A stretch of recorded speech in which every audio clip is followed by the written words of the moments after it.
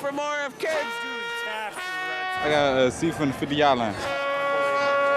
Don't, just a sad thing. My father had 2 tickets. He was a season ticket holder. So how did he feel about the stadium later? He wanted it to stay. Sharon Pratt broke race and gender barriers as the first African-American woman to be elected mayor of the District of Columbia. We're going to roll up our sleeves and get to work.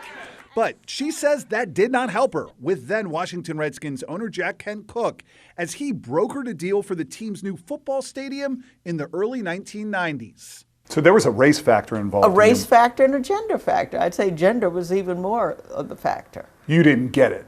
I didn't get it. I didn't understand the importance of football. I didn't understand the machinations of football. Or the supposed economic boom a new stadium would bring. In fact, Mayor Pratt said she was the one who launched negotiations to lure the then Washington Bullets from its home in Landover, Maryland, to Chinatown because of the financial upside she saw in a new downtown basketball arena with more than 40 home dates plus concerts and other events.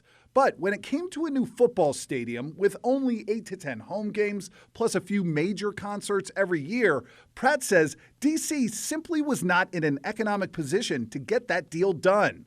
Why? The team's new stadium site sat right next to old RFK on federally controlled land. Owner Kent Cooke wanted Pratt to pull strings in Congress to get them to approve the new construction. But Pratt says the district was hemorrhaging money and she needed Congress's help fixing the city's finances, not signing off on a new football stadium.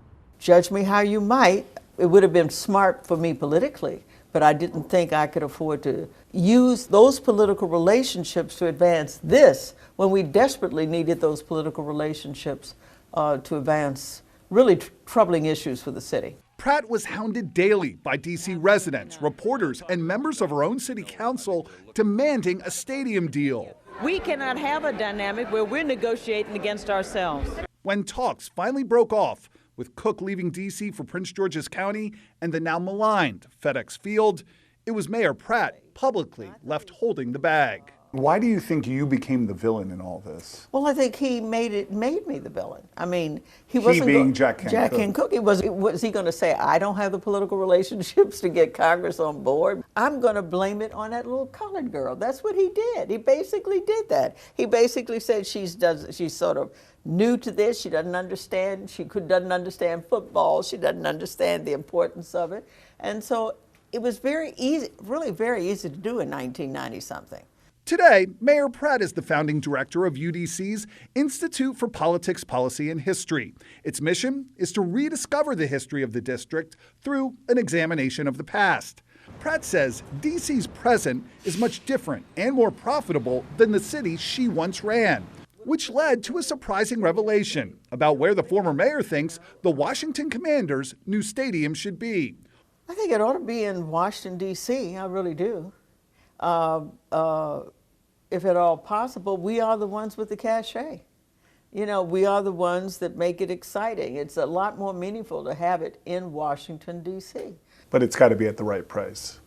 It always has to be at the right price. I mean, you know, again, people forget.